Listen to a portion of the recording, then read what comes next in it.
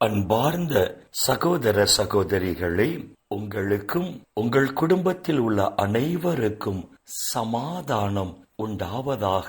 ஆமேன். அன்பார்ந்த சகோதர சகோதரிகளே, இன்றைய நாளின் தியானத்திற்காக நாம் எடுத்துக்கொண்ட இறை வார்த்தை புனித பவுல் கொரிந்தியருக்கு எழுதிய முதல் திருமுகம் முதல் அதிகாரம் 29வது இறை வார்த்தை.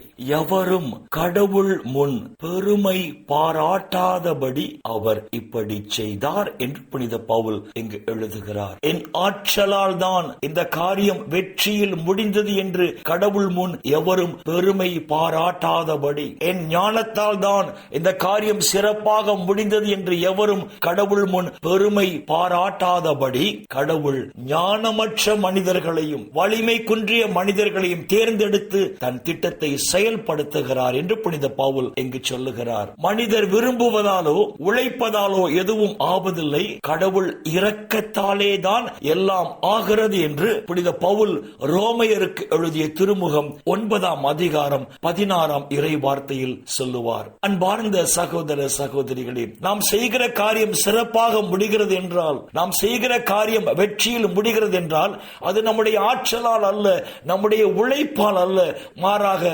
கடவுளுடைய கிருபையால் தான் அது இவ்வாறு ஆனது என்பதை உணர்ந்து நாம் கடவுள் முன் நம்மையே தாழ்த்தி அவருக்கு நன்றி சொல்ல வேண்டும் என்றுதான் புனித பவுல் இந்த இறை வார்த்தைகள் வாயிலாக தெளிவாக நமக்கு எடுத்துச் சொல்லுகிறார். நாம் செய்த காரியம் நன்மையில் முடிந்தது என்றால் அதை குறித்து நாம் கடவுள் முன் பெருமை பாராட்டக்கூடாது, மாறாக கடவுள் கிருபையாலே இது ஆனது என்று உணர்ந்து கடவுள் முன் நம்மை தாழ்த்தி அவருக்கு நன்றி சொல்ல வேண்டும் என்றுதான் இந்த இறை வார்த்தைகள் வாயிலாக புனித பவுல் தெளிவாக பேசுகிறார். மனித ஆற்றலாலும் அல்ல, மனித வலிமையாலும் அல்ல, கடவுள் ஆவியாலே எல்லாம் ஆகிறது என்று சக்கரியா இறை வாக்கினரின் புத்தகம் 4ஆம் அதிகாரம் 6ஆம் இறை வார்த்தை நமக்கு சொல்லுகிறது. அர்த்தம் என்ன?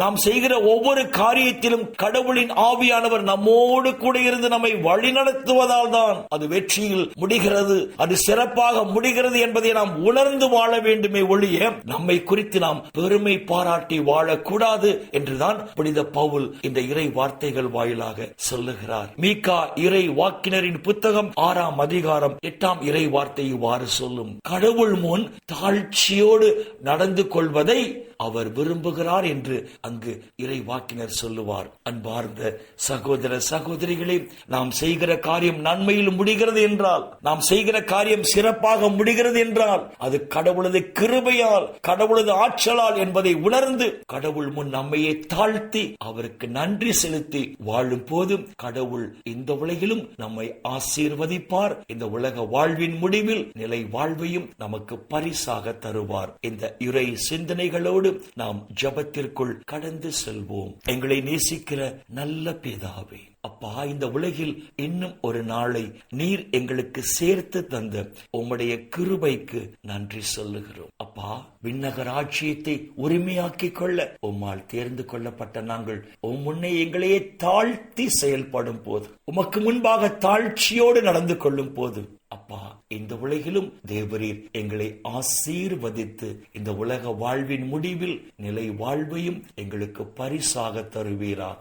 அப்பா பிதாவே, இந்த இறை செய்தியை கேட்கிற எல்லா மக்களையும் அவர்கள் குடும்பங்களையும் விண்ணக ஒளி பீடத்திலிருந்து தேவரீர் நிறைவாக ஆசீர்வதிப்பீராக. அப்பா, இந்த இறை செய்தியை கேட்கிற உம்முடைய பிள்ளைகள் உம்முடைய நிறைவான ஆசீரால் மன நிறைவோடு, மன மகிழ்ச்சியோடு, மன அமைதியோடு, நலமோடு வாழ கிருபை செய்வீராக. இயேசுவின் பரிசுத்த நாமத்தில் ஜெபிக்கிறோம் நல்ல பிதாவே. ஆமென், ஆமென், ஆமென்.